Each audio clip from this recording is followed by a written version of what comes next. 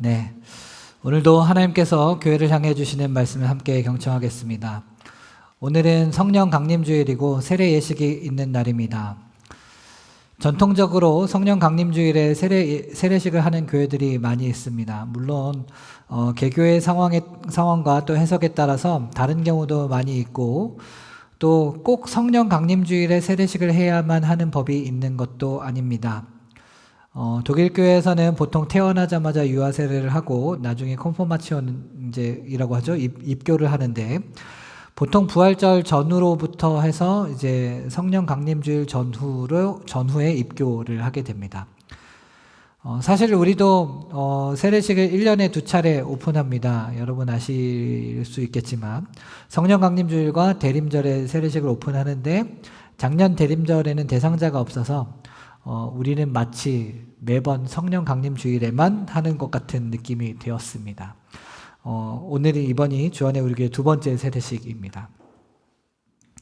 아무튼 세례식을 꼭 성령 강림주일에 해야 하는 것은 아니지만, 성령 강림주일과 세례가 연결될 때 얻을 수 있는 중요한 의미가 있기에 우리는 성령 강림주일에 세례식을 거행합니다. 잘 아시는 대로 성령 강림주일은 사도행전 2장에 나오는 이제 오순절에 제자들이 한 곳에 모였는데 그 자리에 성령이 강림하신 날입니다.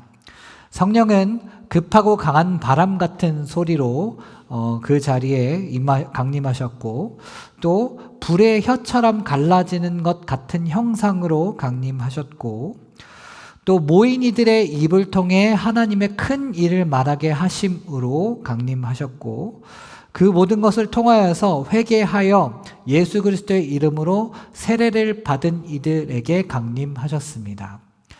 이러한 이들들로 말미암아 이 오순절은 소위 교회의 생일이라고 불리게 되었습니다. 그 전까지는 예수의 제자 공동체로 우리가 네이밍할 수 있다고 한다면, 오순절 성령 강림 사건으로부터 이들은 교회가 되었습니다. 다시 말해 성령 강림 주일은 오순절 성령 강림 사건을 통해서 교회가 탄생한 날이자, 그렇게 탄생한 교회라고 하는 이 공동체 안으로 들어오는 세례가 동시에 일어났던 날이었고, 이날의 세례는 그러한 점에서 공동체와의 연합으로서의 세례의 의미를 더욱 긴밀히 전해줍니다. 세례가 이때 처음 시작된 것은 아니었지만 교회 공동체가 형성되는 것으로서의 처음 세례의 자리라고 생각하실 수 있겠습니다. 이 자리에는 세례를 받으신 분들도 있고 아직 세례를 받지 않으신 분들도 있으실 겁니다. 세례를 받아야만 구원을 받는 것도 아니고, 세례를 받아야만 죄사함을 얻게 되는 것도 아닙니다. 세례 여부와 상관없이 우리는 하나님의 무조건적인 사랑의 수혜자로서 하나님과 화목한 관계를 누릴 수 있습니다. 그러나 세례를 받는 것이 더 좋다는 말씀을 이 자리를 빌어서 광고합니다. 지난 4주간 세례 대상자들과 함께 우리 세례 교육을 진행했는데, 그때 이야기했던 것 중에 하나가 세례식은 일종의 결혼식과 같다라고 했었습니다.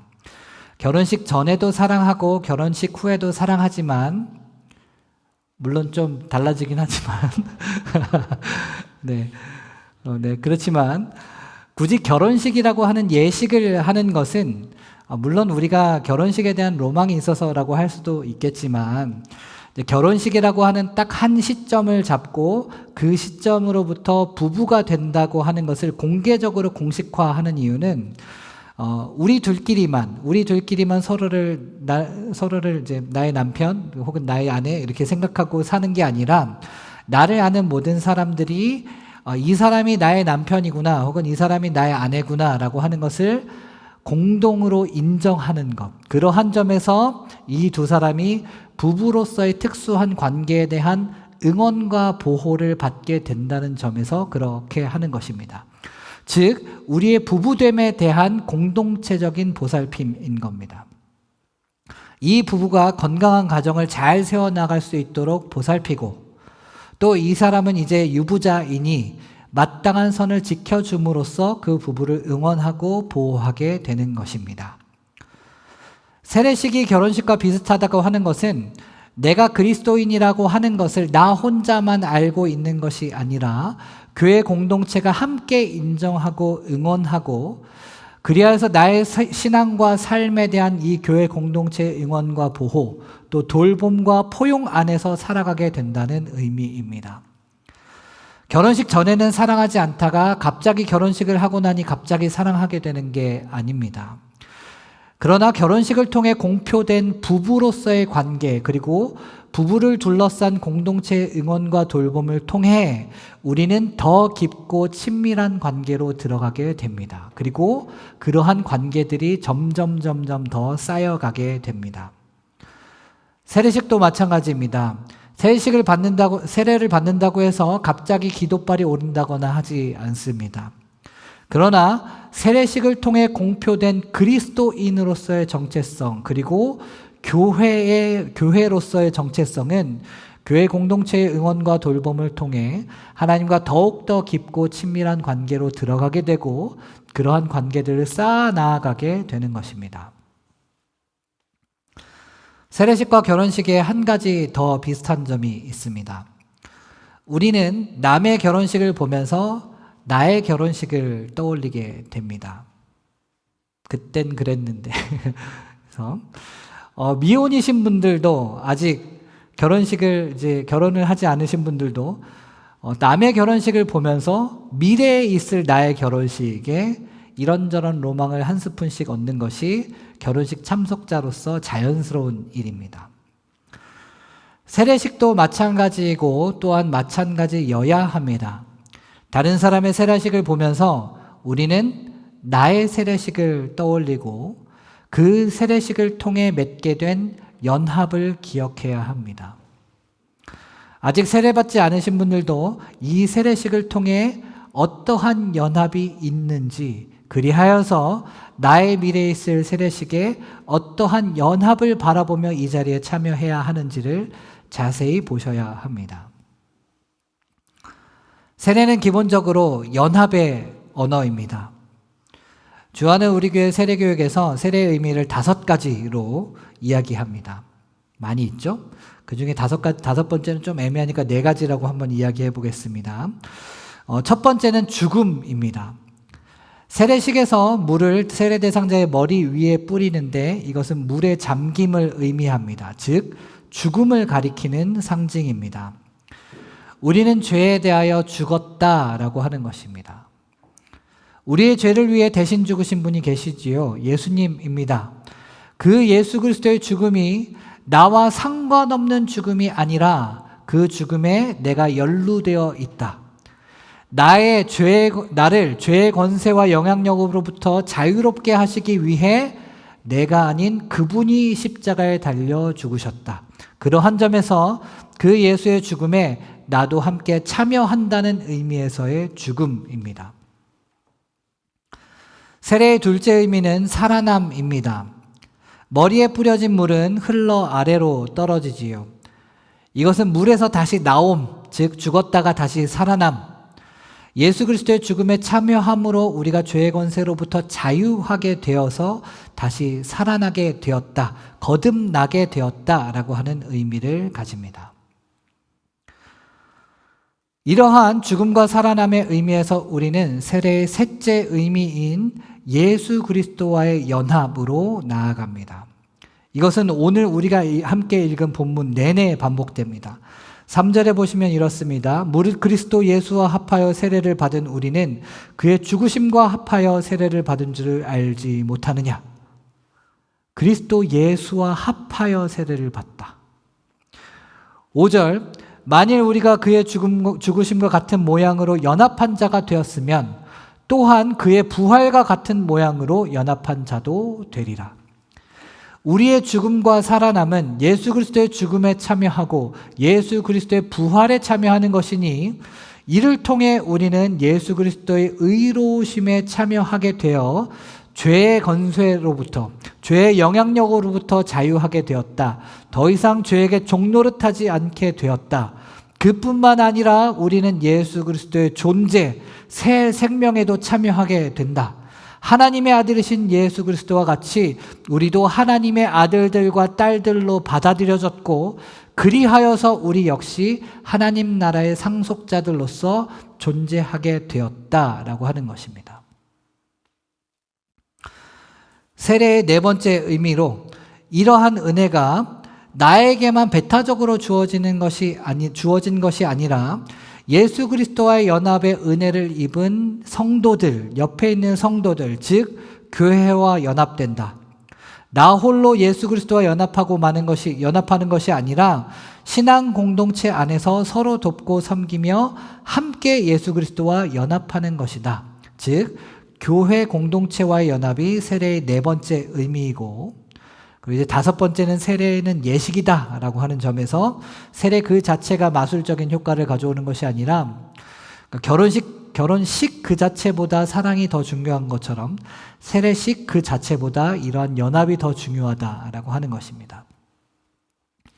이렇게 세례는 다섯 가지 중에서 다섯 번째 빼고 죽음의 연합이고, 또 예수의 부활의 연합이고, 또 그리하여서 예수 그 자체에 대한 그 의로우심과 존재에 대한 연합, 그리하여서 교회 공동체와의 연합이다. 이렇게 우리가 생각해 볼 수 있겠습니다. 자, 이 이야기는 이제 세례 대상자들과 4주 동안 신나게 했으니까 이제 여러분들에게 묻겠습니다. 이 중에는 세례를 받으신 분들도 계시고 세례를 받지 않으신 분들도 계실 겁니다. 세례를 받으신 분들, 여러분은 이러한 의미를 담은 세례를 받은 자로서 그 세례에 합당하게 살아가고 계십니까?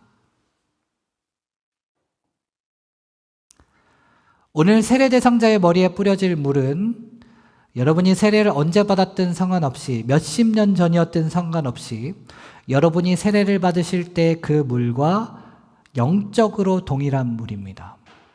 그 동일한 물이 오늘도 뿌려질 것입니다. 여러분은 여러분의 머리 위에 물이 올라와 있다. 즉, 죄에 대하여 죽었다라고 하는 고백과 실천으로 살아가고 계십니까?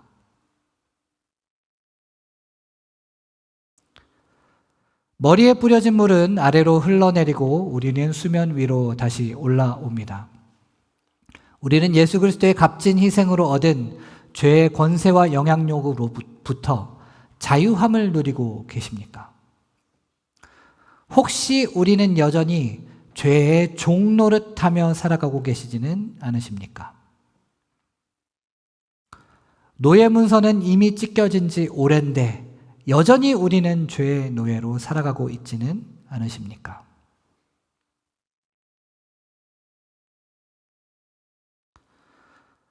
우리는 하나님의 아들이신 예수님과 연합하여서 하나님의 아들들과 딸로서 살아가고 있습니까?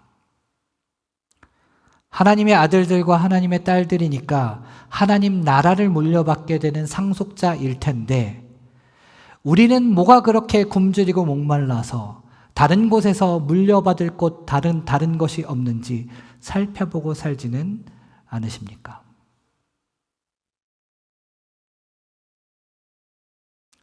우리는 교회 공동체로서 같은 물을 통과하고 같은 죽음을 지나온 이들로서 서로 함께 연합하여 한 몸이 되어감에 대한 소망을 품고 계십니까? 세례를 아직 받지 않으신 분들에게도 이 질문들은 유효합니다. 여러분은 예수 그리스도와 연합되어 살아가고 계십니까? 예수 그리스도 앞에 당신은 누구입니까?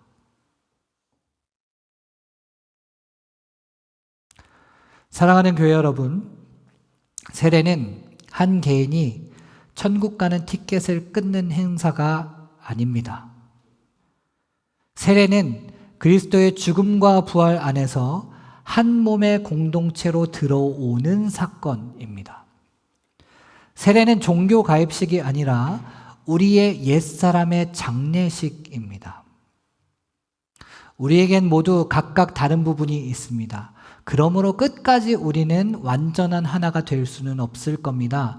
그러나 우리가 통과한 물이 같은 물이라면, 우리가 통과한 죽음이 같은 죽음이라면, 우리를 통과하게 하신 성령이 같은 성령이라고 한다면 우리는 그 동질성에 집중하는 만큼까지 한 몸이 될 수 있을 것입니다.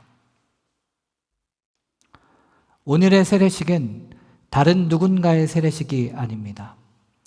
오늘의 세례식이 우리의 세례식이 되고 또한 여러분 한 사람 한 사람의 세례식이 되는 은혜가 있기를 진심으로 축복합니다.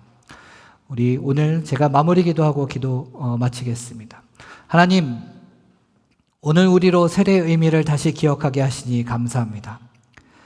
우리가 예수 그리스도의 죽음과 부활에 연합된 사람들임을 잊지 않게 하시고 여전한 죄의 종으로 살아가는 것이 아니라 죄의 권세와 영향력으로부터 해방된 하나님의 아들, 딸들로 살아가게 하여 주시옵소서. 우리의 세례를 기억하게 하시고 우리를 각자 따로 부르지 않고 한 몸 된 교회로 불러주셨음을 기억하게 하여 주시옵소서. 오늘 세례를 받는 이들과 모든 성도들이 서로를 향한 사랑과 돌봄 안에서 함께 믿음을 세워가게 하여 주시옵소서. 감사드리며 예수 그리스도의 이름으로 기도드립니다. 아멘.